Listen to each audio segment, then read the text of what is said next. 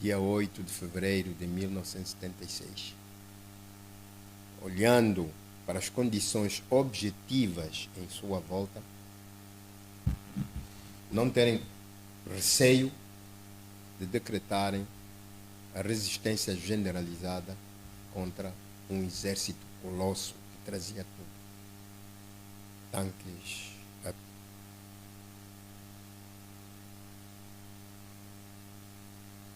pernas que nunca passaram por aqui.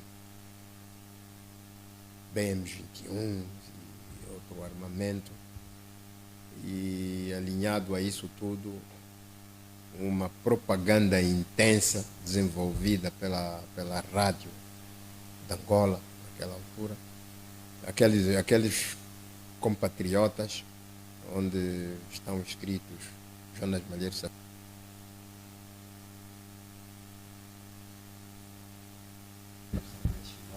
terem a coragem de não fazer morrer a esperança dos angolanos, de que a vinda do estrangeiro em Angola não era o fim de tudo, e decretar a resistência generalizada contra o expansionismo russo, cubano.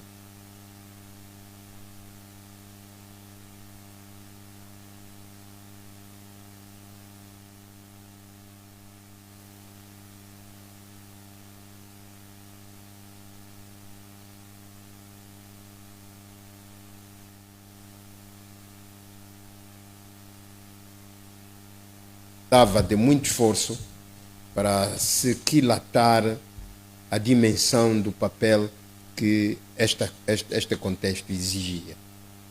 E é assim que as pessoas colocaram à disposição de Angola as suas vidas.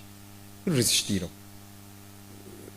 E está inscrito neste momento aquilo que chamamos a Grande Marcha.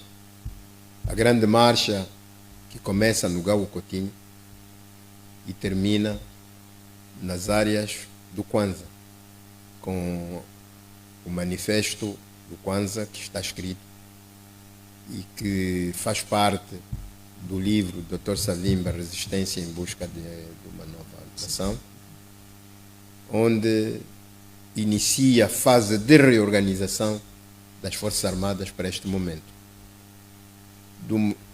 Portanto, do manifesto do Kwanza até o 4º Congresso, salvo erro, deve-se ter passado 2, 3 meses, porque foi o 4º Congresso que relançou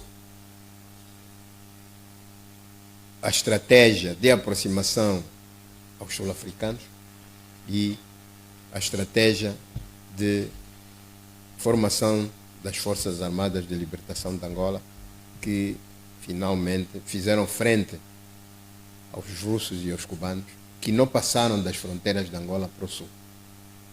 E isso permitiu depois chegarmos a Bicesse, ou chegarmos até 1990, para resolvermos a Resolução 435, que era de 1970, salvo erro, 75 ou 76, e começar a ser implementada em 1990, com a independência da Namíbia, e finalmente retirar dos cubanos de Angola. E ainda dentro dessa perspectiva, o MPLA ainda tentou, através de uma grande ofensiva denominada Último Assalto, para ver se, afinal de contas, entre nós, quem é que levaria melhor? Nem o MPLA, nem nós deixamos as coisas a meio. E então fomos obrigados a fazer acordos. E são desses acordos que ainda se conversam, se tivemos virtudes de os assinar e se cometemos alguns erros naquilo que foi a assinatura que foi feita. Mas olhando com os olhos de hoje, podemos dizer que nunca devíamos ter entregue a organização das eleições de 1991 e 92 a um governo que, afinal de contas, desde sempre o que queria é ficar sozinho no teatro de guerra, em nome do seu Comitê Central. São erros de cálculo, nos acordos. Eu recordo mais um bocadito, em 1991, em abril, o Dr. Savimbi estava em Bruxelas, decreta unilateralmente o cessar-fogo, depois da Batalha de Mochico. E eu, dialogando com alguns cabos de guerra, generais da UNITA, que eles não queriam que acontecesse, porque no campo de batalha, tanto faz no norte, no leste, no sul, no centro e sudoeste, a UNITA estava a ter vantagens. Não sei se corresponde à verdade, mas é que o general encontrava-se no norte. Olha, nós, no percurso da luta, nós tivemos momentos altos que nos fizeram sobreviver até hoje. Esta questão que coloca agora tem os seus antecedentes. Em 1986, nós tivemos uma operação, a Operação Rio. A Operação Rio era uma operação que tinha como objetivos atacarmos o Cuito Guanaval, destruirmos a ponte sobre o rio Cuito Guanaval, destruirmos a infraestrutura militar ali presente, porque ciclicamente, anualmente, nós tínhamos uma ofensiva. Então era necessário anteciparmos estas ofensivas com esta operação. Fizemos a Operação Rio. Infelizmente, o mais velho Renato foi comandante tático da margem direita do rio Cuito. Eu fui comandante tático da margem esquerda do rio Cuito, com finalidade de destruir a ponte, e outros mais velhos estavam em Xiringutila, o Bene, com o próprio alto comandante, na coordenação de toda a operação. Infelizmente a operação não correu bem. Não correu bem porque os camaradas que tinham que atravessar o rio Cuito Guanaval e depois um outro rio, para depois entrarem no terreno do Cuito Guanaval, quando eram mais ou menos 8 horas, 9 horas, a maior parte dos efetivos ainda não tinha atravessado. Só uma parte, uma companhia, parece-me, salvo erro, do segundo regular estava do outro lado.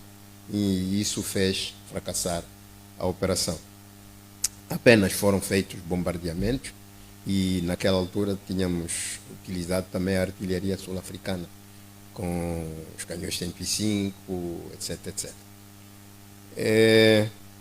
Quando terminou esta operação, o Dr. Savimbi, na despedida dos generais, onde estávamos nós, dizia: eu agora vou para Jamba e vou convocar um congresso. Era o 6º congresso.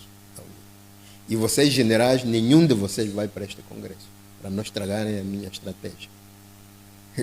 Já nós, naquela altura, estávamos a desconfiar o que seria.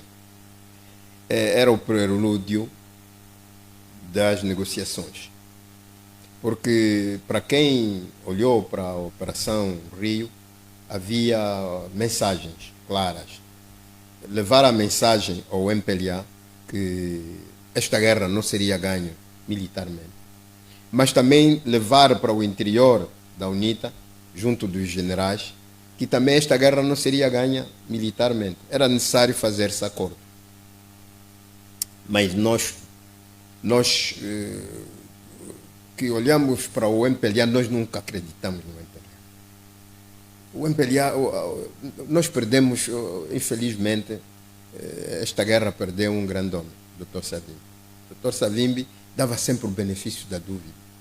Dr. Savimbi sempre encorajava-nos que ninguém vai substituir Agostinho Neto. Vocês têm de perceber isso. Porque o Dr. Agostinho Neto tem um espaço que é dele. O MPLA tem um espaço que é dele. Também ninguém vai substituir o espaço da UNITA. Também ninguém vai substituir o espaço da FNLA. Fomos assim educados politicamente. Mas dentro dessa lógica, dentro deste patriotismo, desta angolanidade, Dr. Savimbi cometeu o erro de não ter se prevenido que os outros não eram mesmo sérios.